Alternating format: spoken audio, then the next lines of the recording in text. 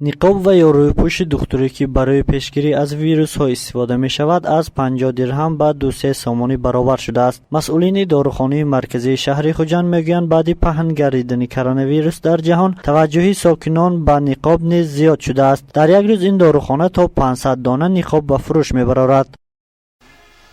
از همون سبب که حاضر در تمام جهان که از این پهن شدگی کرونا ویروس است، تمام سبب از خلق بسیارتر حرکت میکنند ماسک خرند.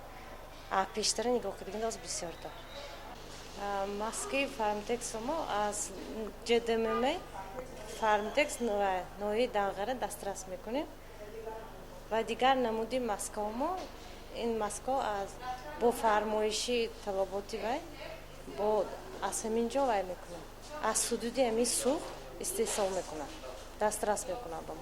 امروز نه تنها نقاب بلکه اکثر محصولات های نیازی اول نیز رو به گرانشوی آورده است. ساکنان میگویند که برای قیمتی همیشه سبب هست اما برای ارزان شدن هیچ سببی نیست.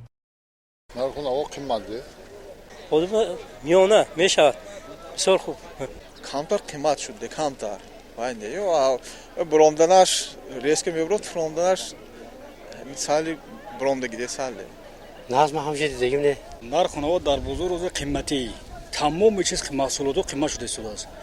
همین سبب من پیشنهاد کردم در که محصولاتی که من از در بازار فروخته شده است 1 کیلو بودرین در بازار پنجشنبه 12 سومونی پامیدور تا 20 سومون است با نرخ گرنج 14 سومون بعضی میتونه خریدن بعضی خریدن نمیتونه.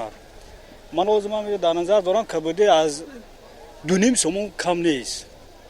ماکارون هم همین 8 سومون تا 12 سومون.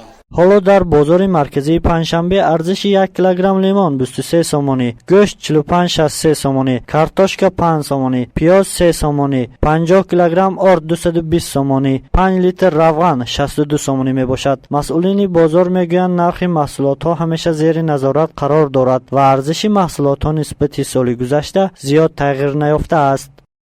نرخ سال گذشته بود نگاه کردیم حاضر ما تحلیل کرده برآمدیم سال گذشته بود نگاه کرده نرخ نقص قیمت شدگیش نه کمتر محصولاتی که پولی خارجی کری گرام میبیان پولی خارجی که دلاری امریکایی کری دیگر محصولاتی که خدا ما وای نمیبراید و گرام میبیان همین ها کمتر نرخش بالا رفتگی نکی همش انصاف کردی زیاد نه وای همش نظارتی ما نظارت کرده ایستادیم همش نظارتنده. گیاه هزار اسپند که در اکثر قطارکوهای کشور می سبزد یک بنچه آن امروز در بازار به 5 سامانی برابر گردیده است. فروشندگان میگویند حالا این گیاه از جمهوری قرقیزستان خریداری شده است. گزارش رحمان صدیقزاد، نادر نسیمزاد، پیام روز.